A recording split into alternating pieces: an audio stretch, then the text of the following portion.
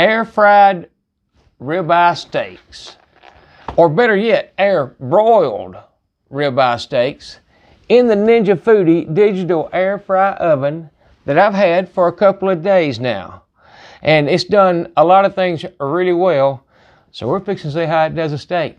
I'm John Sanders, also known as Jelly 007. Let's air broil a steak. Okay, so I'm going to go by what I call their quick start guide, which kind of gives you a few references. And one is how to cook steaks. There's steaks under air broil, which makes sense. And then it shows you where it wants the wire rack and the pan, which is in the lower position. Well, that is where I have that wire rack and the pan. Here is broil. It only has two settings. I have it on high, but you only have high and low, but we're going to cook it on high, obviously. I'm going to take one of these two steaks that I got from Walmart, and they're Angus USDA choice. They're good looking steaks. And I'm going to take one of those out. I'm going to put salt and pepper on it, and then I'm going to actually spray this pan lightly, just real lightly, with this avocado oil. It might not need it, but I'm going to. It's not going to hurt anything. And preheat this oven. And as soon as it's preheated, I'm going to bring y'all back. We're going to drop that steak in, and we're going to watch it. And I'm just going to watch the top of it till it gets about like what I want, and then we'll flip it and cook it till it gets like I want on the other side, and then we'll start checking temps. So, y'all hold up and I'll be right back. Okay, so I got everything ready, and I went to preheat the oven, and I'm fixing to show you why I'm not preheating it. I have already sprayed the tray. The steak is ready. We're going to put it right in the center, just like that. Slide it back in, and here's why I didn't wait on it to preheat. Because when you hit start, it starts counting down. It does not preheat in the air broil mode. So I'm going to get this light turned on, and we're going to keep an eye on that, and I'll bring y'all back in just a second and see how it looks in, say, 5 minutes. Okay, so I thought I have to show this. There's what the pan has done. I couldn't understand. The steak got out of center, and that's at less than 4 minutes, and the pan warped up in the back. So I'm not really sure what to expect. But as you can see, it's cooking. There's no doubt.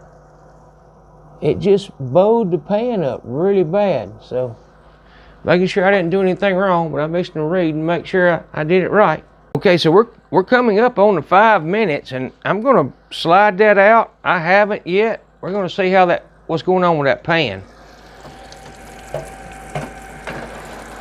Oops, I got the crumb tray too. I didn't want it. Let's see. It just looks like the pan kind of bowed up. So, long story short, I'm just gonna go ahead and flip that steak. If I can find a fork real quick. I'm just gonna flip it till I can figure out what's going on. And I might have could have slid that out a little further, but a lot of things happening all of a sudden. But at 5 minutes, it may not have need flipping, but I'm a little more concerned with that pan than I am the steak. And you can see, I think, the pan's just not flat anymore. So I'm gonna put that back about right there to see if that helps. But I'm gonna close it back up. Because it doesn't cut off when you open the door, by the way. I think that may be common with some toaster ovens, but anyhow, that's not the point right now. We're gonna see how this steak does in a few more minutes. Okay, so with about 1 minute and 30 seconds left, and it's definitely cooking, and it's cooking it fine. I'm gonna flip it one more time, just because I think it's not going to hurt. But the pan is still bowed up real bad in the back, but we're gonna let it go this minute and see how it looks. Okay, we got 5 seconds left. I'm just gonna let it count down, and we're gonna slide that out and get it on a plate and see what's going on. But it definitely has a bowed tray, and I'm assuming you can see that, but I'm not sure you can. I'm going to get the steak off and get it on a plate. It made all the juices run to one side, but to be honest with you, the steak looks good. I'm probably going to temp it right quick, and we're going to look at what's going on with that pan, but I do want to know what the steak is at, or in case I want to put it back in. And that's 10 minutes, and that's all it was. And there, we're at 147, 148, and that's at the bottom. So that's probably close to a perfectly cooked steak. Well, that's a little hot for me, but I mean, that's not the oven's fault. I left it in there for the full 10 minutes because I was hoping the pan would straighten back out. But as you can see, in fact, I'm gonna take this off right quick where I can make sure you can see what's happening, just so you'll know. But see the back of the pan that's lifted, it just bowed up. Now, as it's cooling down, it looks like it's gonna set back down. As a matter of fact, I think that's what's happening, because when it was in here, it was way up in the back, and I can see it, I can literally see it lowering right now as it cools off. So, I guess we got to figure that out, or something. But anyhow, we're going to go on with cutting this steak up and see how it looks. But first issue was that pan, but I think the steak's going to be fine. Okay, so the steak has rested for about 5 minutes, and we're going to cut it open and see how it looks right down the middle.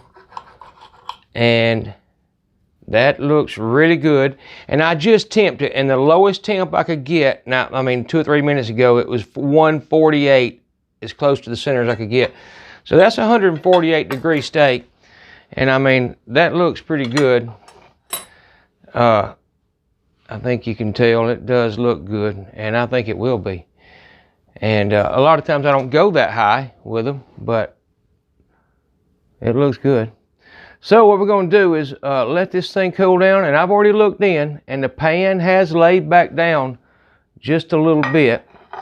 So we're going to see, I'm going to sit down and eat part of that, then we're going to look at, we're going to actually look at this pan first, then I'm going to eat a few bites of that just to show you it's good.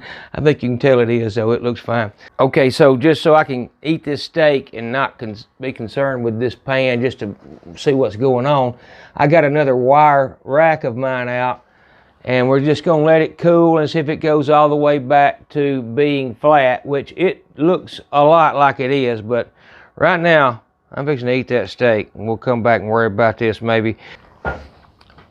Okay, so I guess in conclusion, take my word, the steak, you saw it cut in half. It looks good. It is good. It cooked the steak perfectly, but I don't think it should have kicked that pan up like that. So maybe that's something, you know, they'll address down the road. But yeah, also, if you've watched my other videos, the pizza video, at the end of it, I do cookies on this sheet.